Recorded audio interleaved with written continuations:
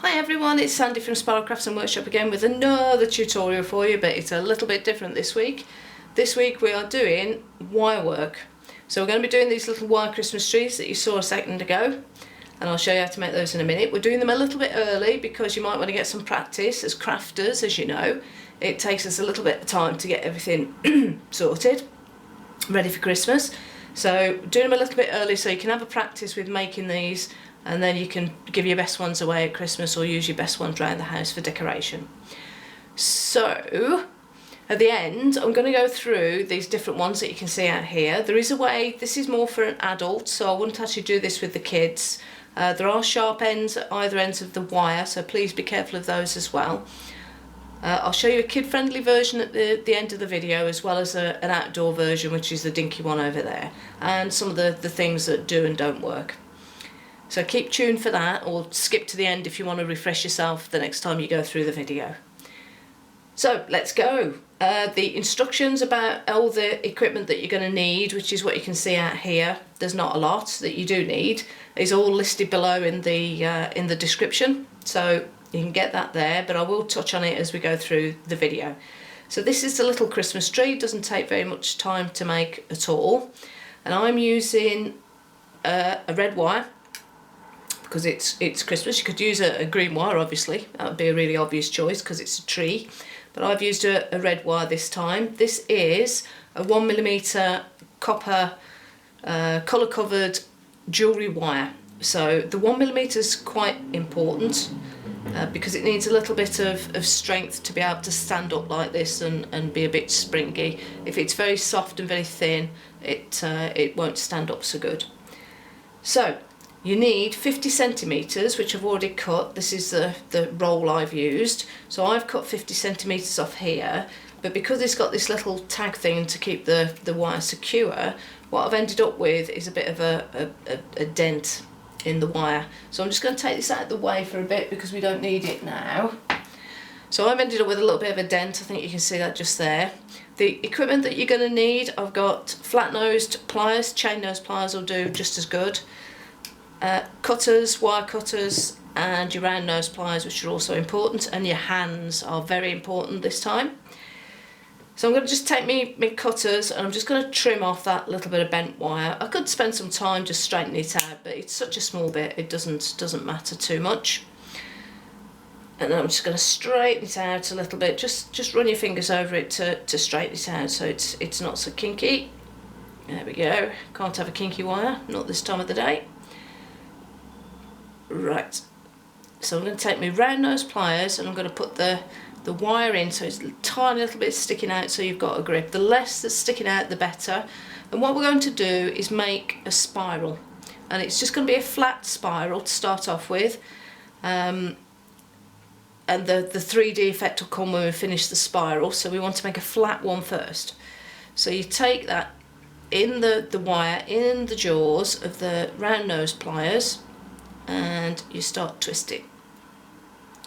So it is actually easier, I'm doing a little bit of both here, but it is actually easier to move the wire around the pliers rather than move the pliers. That's just a general tip when you're working with wire anyway. You can do a little bit of both like you saw me do then, but you do want to put some pressure here onto your wire so it actually bends around the pliers. So I'm just going to start that into a loop. I think you can see just there we've got a loop. Now what's happened is it's not quite flat, so I do want it flat, and I'm going to grab my flat nose pliers and just press that so that if you can see that this is now completely flat and I've got nothing sticking up on either side. I'll go back with my pliers and I'm going to just carry on turning. I'm going to stick where it's a single wire at the moment, and I'm going to carry on turning and turning and turning. Now the whole idea, go back and flatten it out again if you need to. It's kind of an ongoing process, the flattening, just what you need to do. So the idea is that you bend this wire around the curve of the wire that you've already bent. So I'll then take my flat nose pliers once it's started, and I'll hold on to the loop and I'll bend the wire like that around the existing wire. Sometimes it slips, don't worry about that, just get another get a grip. Yeah, I need to get a grip some days, so just get a grip and just carry on flattening it round and round like that. So there you go. So that's kind of started off there, and you've still got quite a bit. You can see there's still quite a bit of wire left, so we'll just keep going like that. Now if the wire goes behind here, sometimes it tucks under, so sometimes it can tuck under like that. Don't worry, just pull it back out again and stick it on the top and pop your pliers on it and flatten it out. But the whole idea is you want this to be totally flat here. You don't want any sticky up bits or anything yet. We'll get around to that bit in a bit. So you just have to keep going.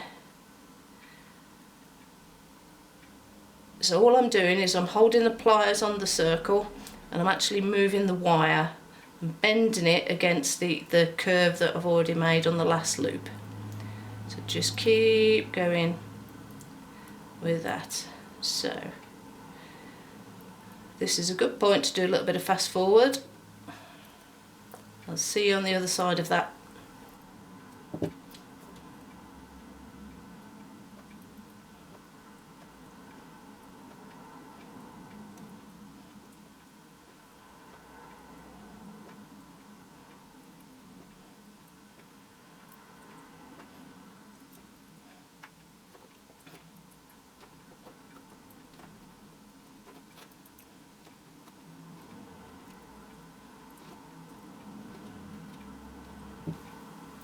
Right, when we get to this point, the pliers are kind of going all the way across the spiral now.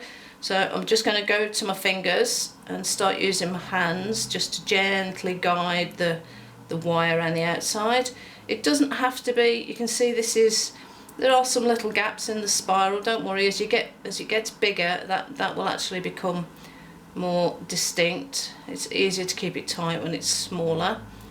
So just keep going round, keep going round.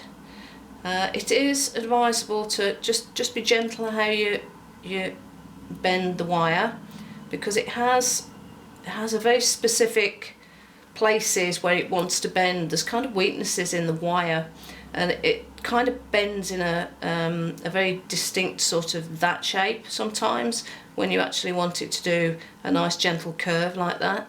So if it does bend how you don't want it, just undo it a little bit like you saw me do there, and then come back round and give it a rebend. You can't do that too many times, eventually the wire will break, because each time you do it, it gets a little bit harder. Right, when we get to the end, I'm just going to help that loop round a bit. Mostly because this can get really sharp, so please be careful with this end here. It can get really sharp, and we will bend that further under in a minute anyway. So I prefer to do it with a pair of pliers rather than risking fingers. So what you end up with is a nice disc like this, and then the process is to push on the inside or pull, so hold it like that and push and open up. Now don't worry about getting this perfect the first time, because I'm not. You can see it's all over the place here, so I'm not going to get it perfect the first time. Some people may with practice, that does come. Sometimes you might want to get your pliers just for the very last little bit and just push it up for a bit of extra height. But what you want to achieve here really is just the dimensions. You're not too worried just yet about the shape. That comes later. In fact, later is now, so we can get on with the shape. So what you want to do is make sure your bit at the top is flat. That kind of does make a bit of a difference. And then you want to look at your wires and just move them and fiddle around with them and play with them so that they're kind of horizontal. If they've gone too far, you can push them back up if they haven't. And do look around all different sides of the tree as well, because sometimes it can be sneaky, and You can move it this way and you can move it that way, but sometimes it can be sneaky. Around the back it's doing something totally different to the front. So you just want to separate these out. Don't worry about the tail end yet, we'll just... And you can, it does take a fair amount of pressure, so be assertive with it. So you see, so at the front it looks okay. It's starting to look pretty evenly spaced. And a bit wide there. And then when you look around the back, we've got this big gap here that I don't really want, so I'm just going to resolve that as well. But it's still looking alright everywhere.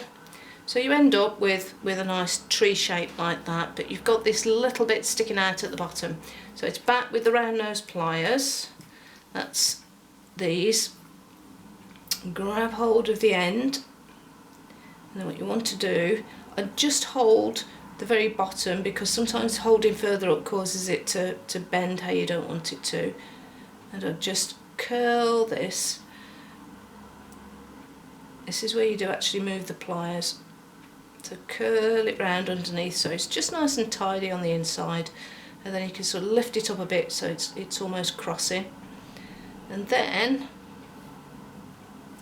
look from the top and see that it's actually sitting straight, and have a fiddle with it. And like I say, you can fiddle with it quite a lot. They will break eventually, but sooner or later you'll end up with what you want, looking okay, and a nice little Christmas tree like that. So this is in a red jewellery wire. I wouldn't recommend these go outside, but they do sit nicely. And you could even make little baubles to go on, or put a light on the inside of them. Nice and pretty. Different colours. If you put a range, a series of these across a mantelpiece or something, they'd be really nice as well. The other thing you can do is you can make one with the kids. If you want to do a kid-friendly one, then you're looking at using pipe cleaners. Now this is a 30cm pipe cleaner, and that made a nice little tree this sort of size. Again, you just give it a play round. It's exactly the same technique. It's just got a furry texture when you're doing it. And you still curl that on the underneath, you've still got the pointy bit at the top, you still move it around to get into the shape that you want, check it on all sides, and that's a nice easy one that you can do with the kids as well.